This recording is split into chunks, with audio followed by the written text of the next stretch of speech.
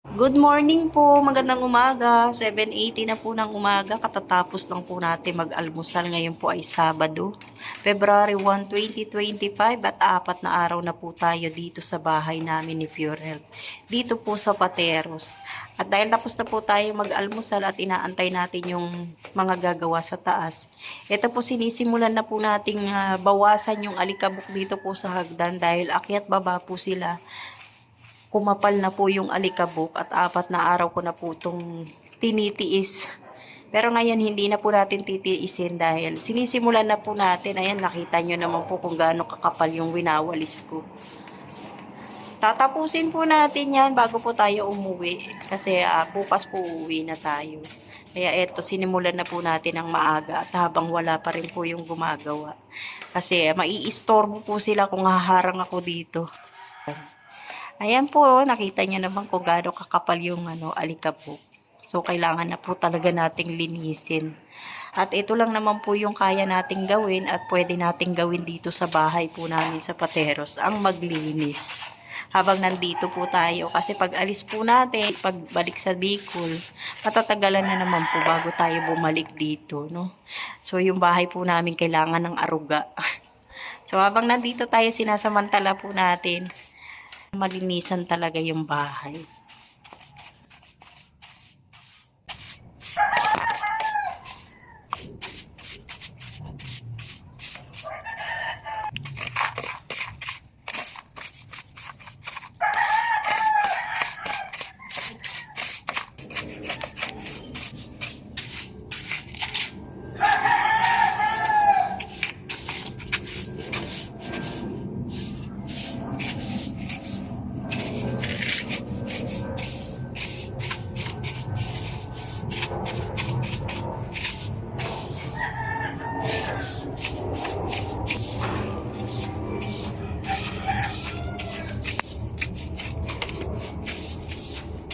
Ayan, dito naman po tayo sa taas kung saan po sila gumagawa. Dito naman po natin wawalisan. Pero babawasan lang po natin yung alikabok. Babawasan lang po ng konti yung kalat dito sa taas. Ayan po, tignan nyo yung alikabok na nandito po sa dustpan, no? Sobrang dami. At pati po yung paa ko namuti na sa dami ng alikabok. Pati tsinelas ko namuti na rin. Andito na po yung tatay ko at ang labor niya. Gagawa na po sila. Buti tapos na po natin linisin tong hagdan. Ito po, nakita nyo, malinis na po. Ito naman po yung tatanggalan natin ng alikabok sa ibabaw po ng sliding door dito po sa harap ng pinto, sa main door. Maalikabok din po kaya tatanggalan na rin natin.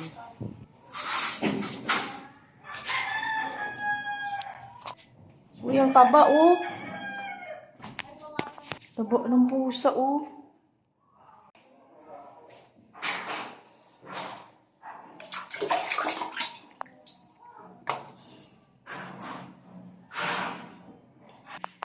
Iinom yata.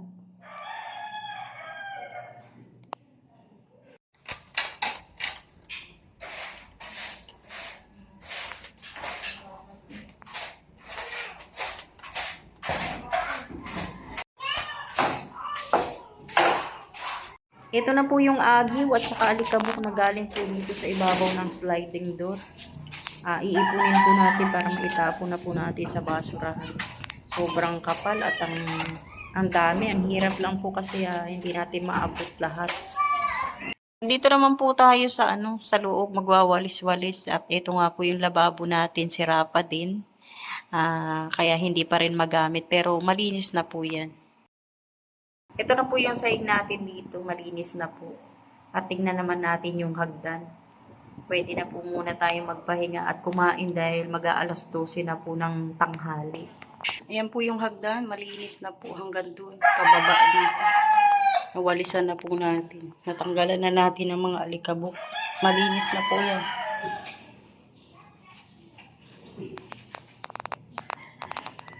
Iaakyat natin mamayang gabi pagtapos na sila dun.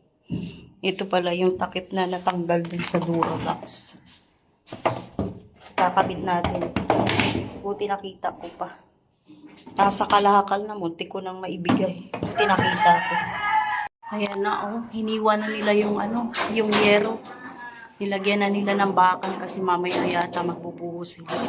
Hindi ko lang sigurado, pero parang sabi ng tatay ko, maglalagay muna sila ng mga abang ng poste para mabuhusan. So, ayan na po, nagsisimula na sila. Habang ako rito, nililinis po natin yung daanan ng sliding door kasi masyadong marumi. Kita nyo naman po kung gaano siya kadumi.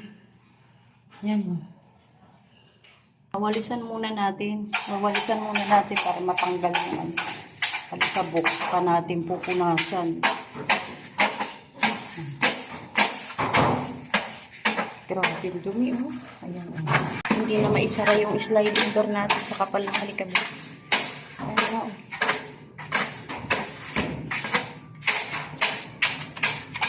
Dumi, oh. Tingnan nyo. Grabe.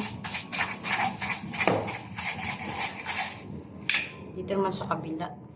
Hirap na mausog yung isa. Ano yan? Ayan na po yung dumi. Naipo na natin.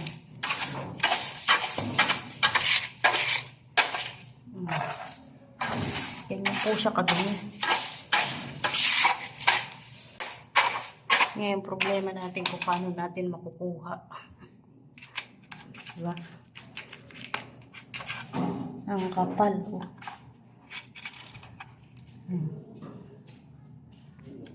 Ayan na po, napunasan na natin, natanggal natin yung alikabok. Ayan. Ito po, tinanggal natin to sa, sa may bintana. Ang daming, sabit-sabit, tinanggal natin. Oh.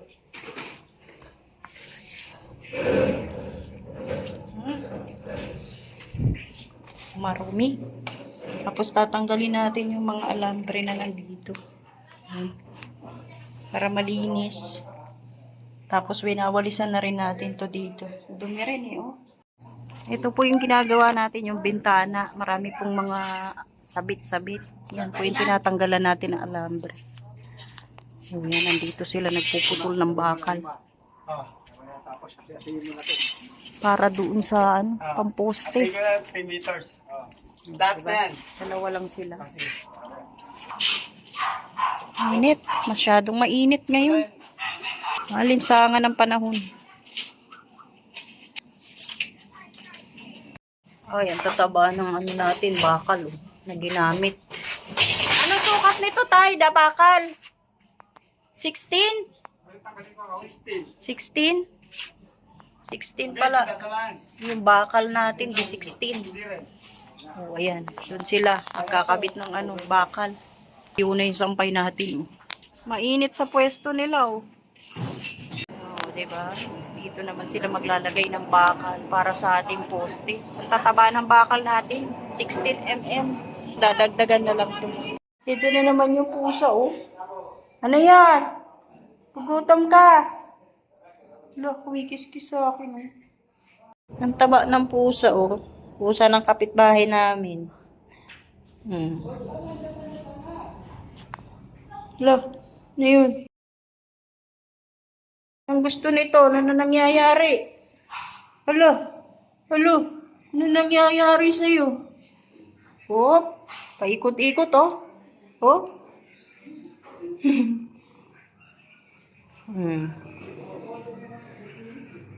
Wala pa yung amo mo. Wala pa yung bantay mo. Di pa umuuwi.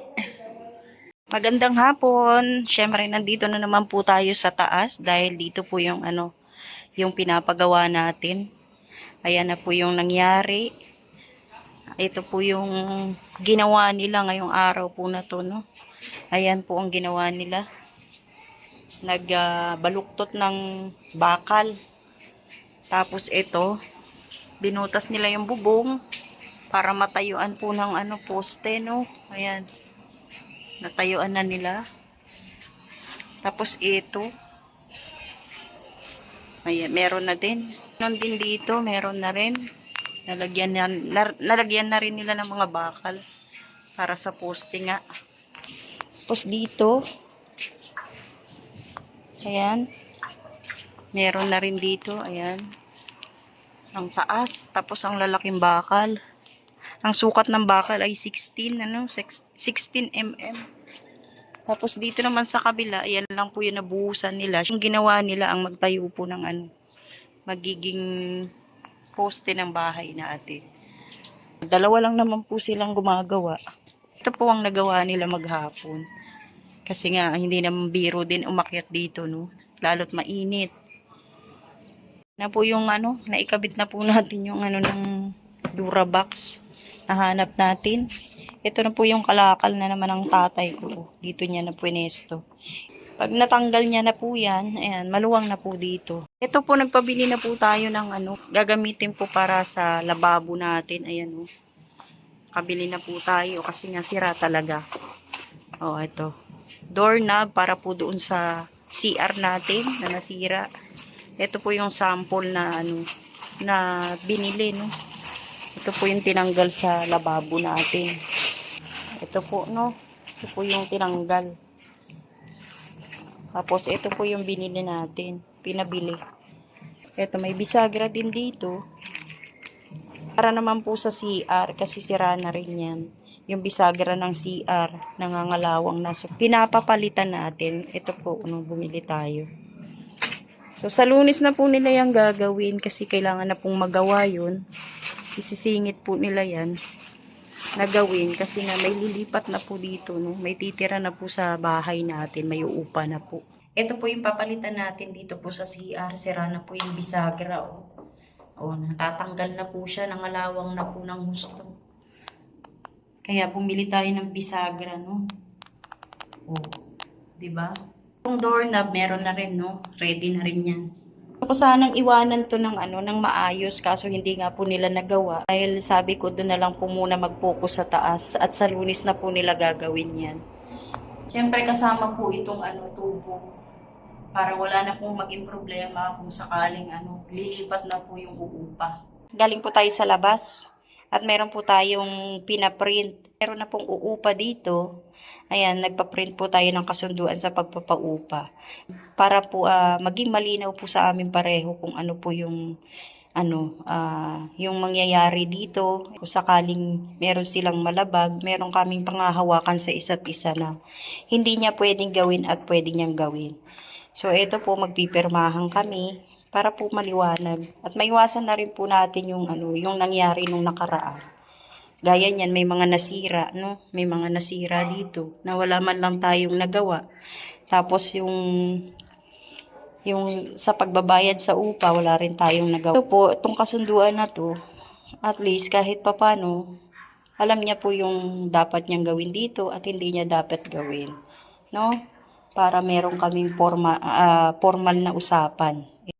Hanggang dito na lang po muna yung ating vlog dito po sa bahay namin ni Pure Health kasi babalik na po tayo ng dait bukas. So hindi po natin alam kung kailan po tayo ulit makakabalik dito. Medyo matatagalan po siguro. Salamat po sa lahat ng nanonood at manunood pa sa akin pong upload dito sa bahay namin ni Pure Health.